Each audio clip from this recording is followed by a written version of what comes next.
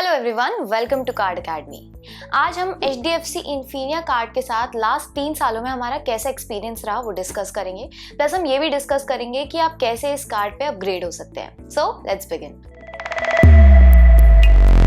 तो मैं आपको बैकग्राउंड बता देती हूँ। हमारे एक टीम मेंबर को 2019 दिसंबर में ये कार्ड मिला था। उस समय इन्फिनिया कार्ड एक ऐसा कार्ड था जो हर क्रेडिट कार्ड एंथुसियास्ट का सपना था। ये कार्ड लेने के लिए हमारे टीम मेंबर को काफी स्ट्रगल भी करना पड़ा।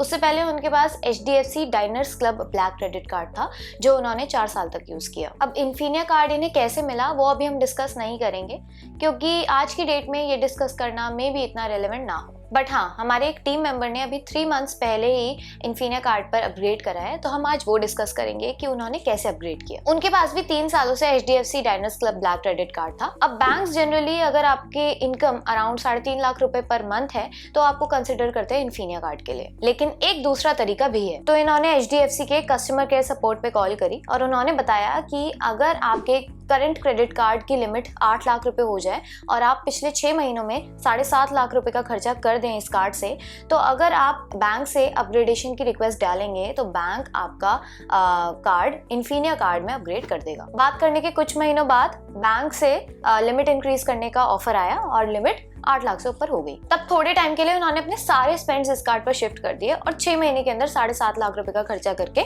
एक अपग्रेडेशन के लिए एक अपग्रेडेशन फॉर्म फिल किया, जो कि आपकी स्क्रीन पर आ रहा होगा। इस फॉर्म को फिल करके उन्होंने HDFC बैंक के चेन्नई बेस्ड कार्ड डिवीजन में भेज दिया और with in 7 to 8 days card upgrade हो गया। तो ये था एक तरीका इन्फिनिया कार्ड पर अपग्रेड कराने का। अब हम डिस्कस करेंगे हमारे दूसरे टीम मेंबर जिनके पास ऑलमोस्ट 3 साल से ये कार्ड है और उनका इस कार्ड पर एक्सपीरियंस कैसा रहा। ये डिस्कस करना काफी इंपॉर्टेंट है बिकॉज कोविड के बाद इस कार्ड में काफी चेंजेस आए हैं। तो हम बेसिकली इस कार्ड में चेंजेस आने के बाद हमारे टीम मेंबर के रिटर्न्स पर कैसा इंपैक्ट पड़ा वो डिस्कस करेंगे। तो पहले देख लेते हैं कि इनके मंथली स्पेंड्स कैसे होते हैं। हमने ये देखा कि ऑन एन एवरेज उनका एक महीने में 60,000 रुपए का खर्चा होता है इन्फिनिया कार्ड से। इसने Amazon पर अराउंड 20,000 रुपए का खर्चा किया।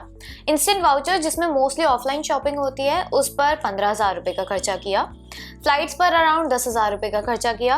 होटल्स पर अराउंड 8,000 रुपए का खर्चा किया एंड अराउंड 7,000 रुपए डाइनिंग पर। तो ये अपने स्पेंड्स इस कार्ड पर इस तरीके से मैनेज करते हैं कि उन्हें बेस रिवॉर्ड स्ट्रक्चर पे एक्स्ट्रा रिवॉर्ड पॉइंट्स मिलते हैं। तो जब उन्होंने ये कार्ड लिया था तो उसका बेस रिवॉर्ड स्ट्रक्चर कुछ ऐसा था, हर 150 रुपए के खर्च पर 5 रिवॉर्ड पॉइंट्स, जिसमें आज तक कुछ चेंज नहीं आया है। बट इसके अलावा कुछ कैटेगरीज ऑफ स्पेंड्स और कुछ प्लेटफॉर्म पर एक्स्ट्रा रिवॉर्ड पॉइंट्स मिलते हैं। तो वो कार्ड लेते टाइम ऐसे थे। डाइनिंग पर 2x रिवॉर्ड पॉइंट्स मिलते थे बिना किसी कैप के, और स्मार्ट बाय प्लेटफॉर्म के through flights, hotels, Amazon, Flipkart, IRCTC, red bus, OYO and instant vouchers पर 10x रिवॉर्ड पॉइंट्स मिलते थे। पर इन एक्स्ट्रा 9x पॉइंट्स में मैक्सिमम कैप था 25,000 पॉइंट पर मंथ। तो उस टाइम पर अप्रोक्सीमेटली एक महीने में वो कुछ इतने पॉइंट्स कमा रहे थे। Amazon पर 6,650 पॉइंट्स, फ्लाइट्स पर 3,300 पॉइंट्स, होटल्स पर 2,650 पॉइंट्स, इंस्टेंट वाउचर पर 5,000 पॉइंट्स एंड डाइनिंग पर 460 पॉइंट्स। तो टोटल एक महीने में 18,060 पॉइंट्स हुए और ये इन पॉइंट्स को होटल्स एंड फ्लाइट्स पर रिडीम करते थे, जहां एक रिवॉर्ड पॉइंट की वैल्यू 1 रुपए हुआ करती थी। और तब फ्लाइट्स एंड होटल्स की पूरी पेमेंट 100% पॉइंट से कर सकते थे। तो अप्रोक्सीमेटली 30% का रिटर्न मिल जाता था, which is insane in our opinion. और हमें ये पता था कि ये लंबे टाइम तक सस्टेनेबल नहीं है। तो कोविड आने के बाद HDFC ने काफी सारे चेंजेस करने शुरू कर दिए ऑलमोस्ट अपने सभी कार्ड्स के रिवॉर्ड स्ट्रक्चर में। तो जो सबसे पहला चेंज आया था वो फरवरी 2020 में आया था,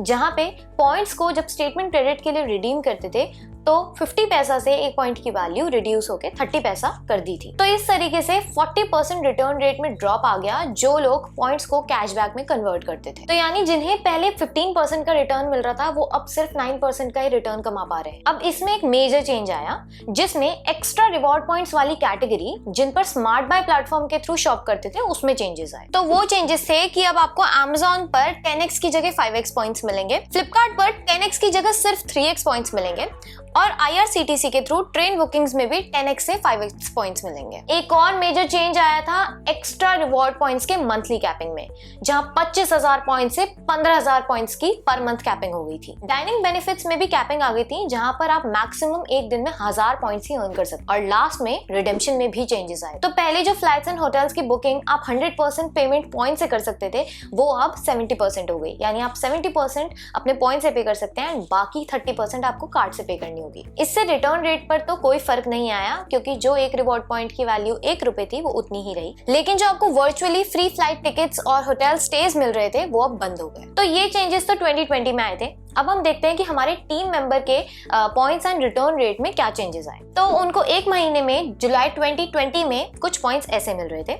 Amazon में 3,325 पॉइंट्स, फ्लाइट्स पे 3,300 पॉइंट्स, होटल्स पे 2,650 पॉइंट्स, इंस्टेंट वाउचर्स पे 5,000 पॉइंट्स एंड डाइनिंग्स पर 460 पॉइंट्स। तो उन्होंने टोटल 14,735 पॉइंट्स अर्न किए, जहां उन्हें अराउंड 24.5% का रिटर्न मिला। वर्चुअली 20% का रिटर्न कम हुआ है। लेकिन एक और बात नोट करने वाली है कि जो लोग फ्लिपकार्ट पर काफी स्पेंड्स कर रहे होंगे, मे बी 60,000 से ज्यादा, 80,000 या फिर 1 लाख रुपए स्पेंड कर रहे हैं, तो उनका रिटर्न रेट तो और भी कम हुआ होगा बिकॉज फ्लिपकार्ट की काफी डिवैल्यूएशन हुई है। और साथ ही साथ मंथ में भी 15,000 पॉइंट्स के कैप से भी रिटर्न काफी कम हो गया ऐसे लोगों का। तो ये थे जून 2020 के चेंजेस और उनका इम्पैक्ट। उसके बाद सीधा चेंजेस आए सितंबर 2021 में, जब HDFC के कार्ड्स इशू करने की रिस्ट्रिक्शन हटाई गई। तब HDFC ने HDFC Infinia का मेटल कार्ड लॉन्च किया।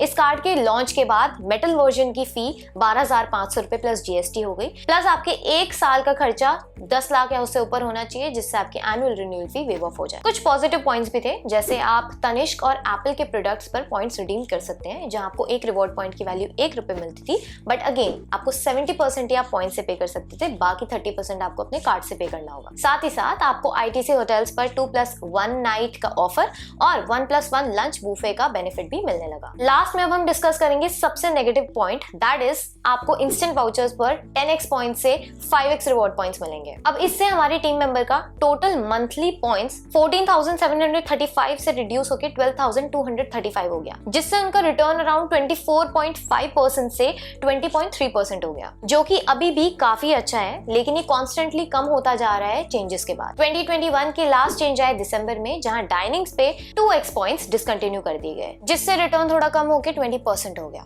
अब डीवैल्यूएशन का सिलसिला यही खत्म नहीं हुआ।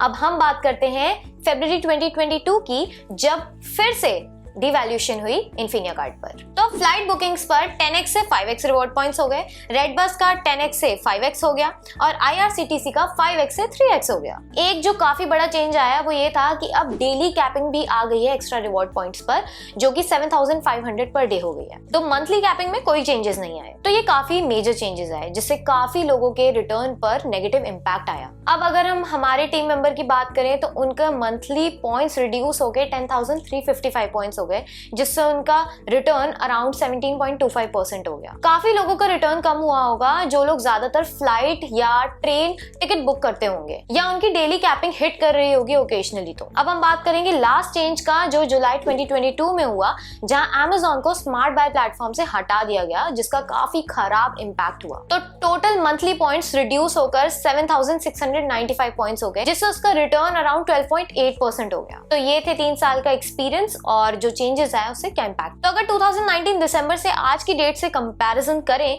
तो वर्चुअली 60% रिटर्न रेट कम हुआ है। किसी का रिटर्न रेट इससे कम चेंज हुआ होगा तो किसी का इससे ज्यादा, लेकिन नेगेटिव इम्पैक्ट सबको ही हुआ है। फिर भी अच्छा ही रिटर्न मिल जाता है इस कार्ड से। एक इंसान आज की डेट में भी इस कार्ड से 6 से 7% का रिटर्न अर्न कर सकता है, जो कि अभी भी काफी कार्ड से बेटर है। अगर हम नॉन स्पेंड बेस्ड बेनिफिट्स की बात करें तो उसमें कोई मेजर चेंजेस नहीं आए हैं। हमारे एक्सपीरियंस में लाउंज एक्सेस का काफी सीमलेस एक्सपीरियंस है।